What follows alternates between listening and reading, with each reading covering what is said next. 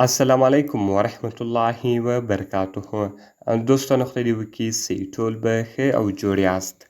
دوستانو د نن په دغه ویډیو کې به زه تاسو ته در وښیم چې تاسو څنګه کولی سئ کله چې تاسو ته میسج راسي یا تاسو ته ټلیفون راسي یا تاسو ته په یوه اپس کې نوټیفیکیشن راسي، نو که چیرته تاسو غواړئ چې په دغه اپس کې تاسو ته نوټیفیکیشن راسي یا تاسو ته میسج راسي یا تاسو ته ټلیفون راسي، نو که تاسو غواړئ چې د موبایل فلش دې ولګېږي نو دغه سیټینګ به تاسو په موبایل کې څنګه اونوئ، په دغه ویډیو کې به زه تاسو ته دغه طریقه درښیم. دغه ویډیو له موږ سره تر پایه وګورئ او ویډیو خامخا سره لایک کړئ، له خپل ملګرو سره یې شیر کړئ او د دا رقم ته نورو ښایسته ښایسته ویډیوګانو لپاره زموږ چینل خامخا سبسکرایب کړئ، ځکه په دغه چینل کې موږ ستاسو لپاره هره ورځ دغه رقم ښایسته ښایسته ویډیوګانې اپلوډوو.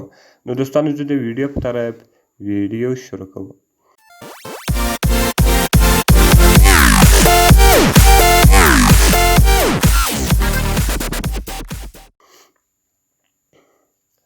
نو دوستانو د دې لپاره باید تر ټولو مخکې تاسو په خپل موبایل کې یو اپلیکیشن ډاونلوډ کړئ. NZ الټر په نامه د دې اپلیکیشن نوم NZ الټر ده. کله چې دوستانو دغه تاسو په خپل موبایل کې ډاونلوډ کړئ، د هغه رقم تاسو انتظار ته وکړئ، دغه به تاسو ته خلاص سي. د هغه رقم ګوره دلته دی تاسو ته پریویسي اینډ پالیسي درکوي، تاسو به په آی اګري باندې کلیک وکړئ. کله چې ګوره دوستانو تاسو په آی اګري باندې کلیک وکړئ، د هغه رقم کلیک ټو سټارټ تاسو باید د سټارټ په بټن باندې کلیک وکړئ او دغه به تاسو ته خلاص سي. د هغه رقم کوم پرمیشنان چې دی دلته له تاسو څخه غواړي دغه به ټول تاسو الاو کړئ. نو دوستانو ګوره اوس دلته په سټیټس کې دی تاسو ته وایي کله چې تاسو ته ټلیفون راسي ستاسو د موبایل فلش به لګېږي. نو ګوره دوستانو هغه اپشن اون ده. د هغه رقم زه ورته په انکمینګ اس ام اس کې کله چې ماته اس ام اس راسي یعنې میسج راسي هم فلش دې لګېږي، نو دغه اپشن به دلته تاسو الاو کړئ، دغه به تاسو اوکې کړئ. نو ګوره دلته دغه NZ الټر اپشن به هم دلته تاسو درسره الاو کړئ. نو کله چې ګوره دوستانو دغه تاسو الاو کړئ نو انکمینګ اس ام اس هم الاو سو.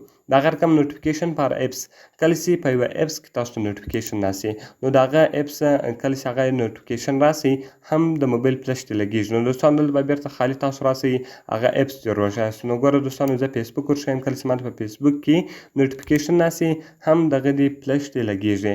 د هغه رقم ګوره دوستانو په نورمال موډ کې تاسو غواړئ په وایبریټ موډ کې او سایلنټ موډ کې دلته تاسو هغه موډونه ور بدلولی سئ.